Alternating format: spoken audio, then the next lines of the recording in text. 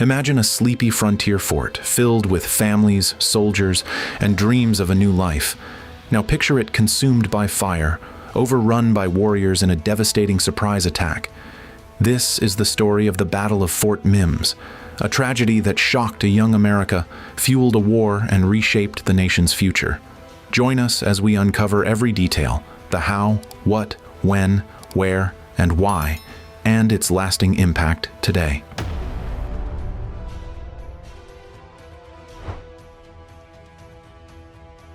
It's 1812. The United States is a young nation entangled in the War of 1812 against Britain, but on the southern frontier, another conflict is brewing. The Creek War. The Creek Nation, a powerful confederacy in what's now Alabama and Georgia, is divided. On one side, the Red Sticks, a militant faction, seek to resist American settlers flooding their lands. Inspired by Tecumseh, a Shawnee leader advocating native unity and armed with British muskets, they're ready to fight. On the other side, some Creeks ally with the U.S., hoping for peace through cooperation.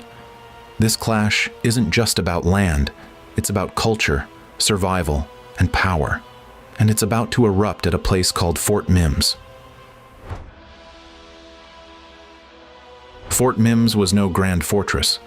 It was a makeshift stockade built around the home of settler Samuel Mims in what's now Baldwin County, Alabama, near the Tensaw River. Picture a wooden palisade, about an acre in size, with a single gate and a few blockhouses.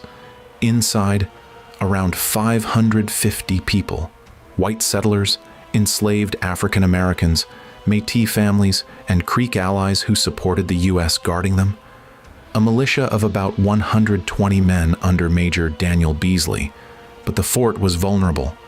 The gate was often left open, the walls were weak, and warnings of Red Stick attacks were ignored. It was a disaster waiting to happen. On August 30th, 1813, at high noon, the storm broke. Between 700 and 1,000 Red Sticks, led by William Weatherford, also known as Red Eagle, and Peter McQueen, launched a surprise attack.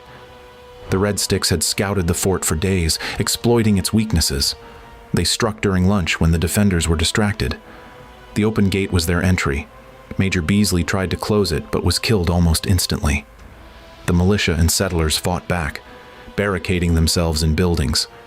For 4 brutal hours they held out, firing muskets and shielding their families. But the Red Sticks were relentless. They set the fort ablaze, and chaos engulfed the scene. By dusk, Fort Mims was a smoldering ruin. Estimates vary, but approximately 250 to 300 defenders and civilians were killed, men, women, and children. About 100 to 150 were taken captive, mostly women, children, and enslaved people. The Red Sticks likely lost 50 to 100 warriors, though exact numbers are uncertain. It was one of the deadliest attacks on settlers by Native Americans in U.S. history. Why did this happen? The Red Sticks weren't just fighting settlers. They were defending their sovereignty and way of life against relentless American expansion, which threatened their lands and culture. Fort Mims, housing Creeks who'd allied with the U.S., became a symbol of that existential struggle and a target in their own civil war. William Weatherford, a mixed-race Creek leader, was a key figure.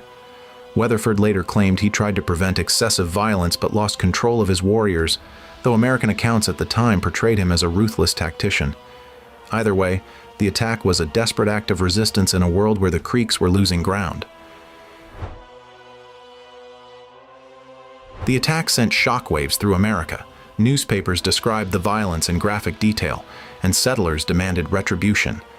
The U.S. government responded with force, tasking Andrew Jackson, yes, that Andrew Jackson, to crush the Red Sticks. Jackson's campaigns were brutal.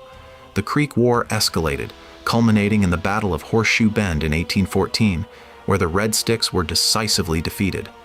The war ended with the Treaty of Fort Jackson, forcing the Creek Nation to cede roughly 21 million acres of land, even from Creeks who'd fought alongside the U.S. For the Red Sticks, it was a crushing defeat. For America, It was a step toward dominating the South. But at what cost? Today, the Fort Mims site is a quiet historical marker in Alabama, but its story resonates. Archaeologists have uncovered musket balls, buttons, and charred remains, piecing together that tragic day. The attack is remembered as a pivotal chapter in the Creek War and a stark reminder of the human cost of expansion. It also challenges us to reflect. How do we balance the stories of settlers and Native Americans? How do we understand resistance in the face of overwhelming change? The Creek Nation still thrives today, with vibrant communities in Oklahoma and Alabama, preserving their language, traditions, and sovereignty despite centuries of loss. Their resilience is a vital part of this story. The Battle of Fort Mims wasn't just an event, it was a turning point. It shaped the South, the Creek Nation, and America's path forward. If this story moved you, hit that like button, subscribe, and ring the bell for more deep dives into history's forgotten battles. Drop a comment. What do you think about the Creek War, or what battle should we cover next? For more, check out our sources in the description, including survivor accounts and archaeological reports. Thanks for watching, and we'll see you in the next one.